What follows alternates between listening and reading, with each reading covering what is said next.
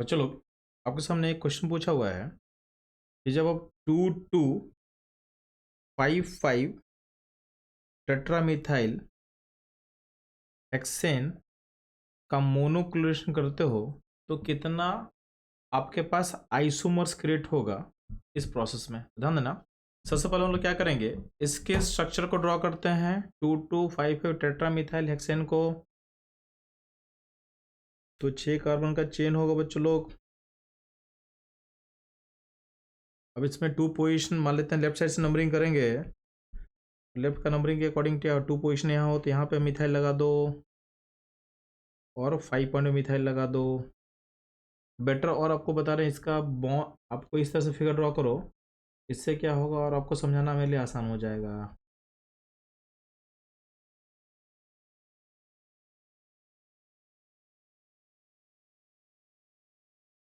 अब ध्यान देना, इस फिगर में हम लोग डिफरेंट पोजीशन काउंट करते हैं जहाँ पे मोनोक्लोरेशन करने पे क्या होगा, आउटकम डिफरेंट आएगा। ध्यान देना, इस फिगर को हम देखते हैं तो आपके पास जो पोजीशन है उसको मैं बता रहा हूँ।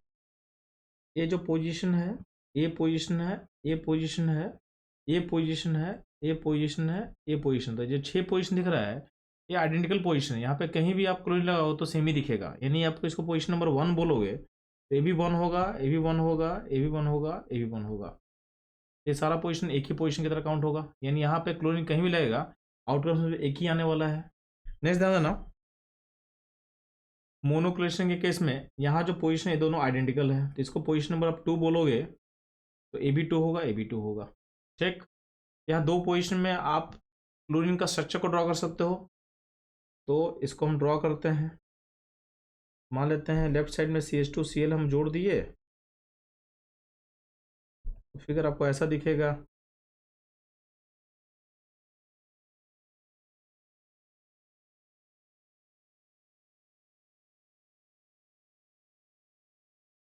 ठीक, तो ये फिगर एक बन गया।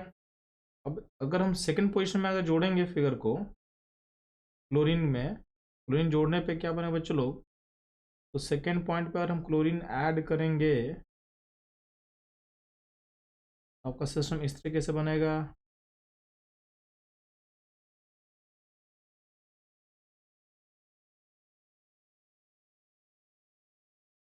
ठीक है, तो अब ध्यान ना, इस फिगर में ध्यान ना, ये जो पोजीशन नंबर ए है यहाँ पे जो है 4 अलग अलग ग्रुप हटा चुका है, यानी पोजीशन क्या होगा, कायरल होगा।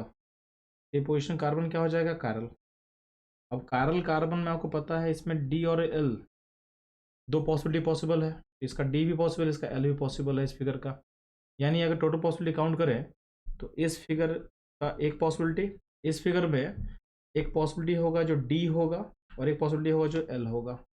इन टोटल कितना पॉसिबिलिटी होगा, तो कोई पॉसिबिलिटी 1, सेकंड फिगर का डी सेकंड पॉसिबिलिटी, और इस फिगर का एल थर्ड पॉसिबिलिटी। तो टोटल कितना हम लोग को आइसोमर मिलने वाला बच्चों लोग इस फॉर्मूले के लिए, आफ्टर मोनोक्लोरेशन ऑफ क्लोरीन, तो बनेगा टोटल 3।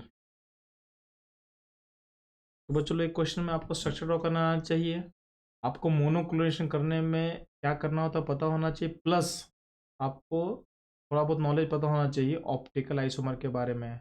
ये क्वेश्चन आपसे बन जाता है। तो चलो इस तरह के क्वेश्चन का एनालिसिस करने के लिए हमारे साथ जुड़े रहें। मिलते हैं हम लोग अगले क्वेश्चन।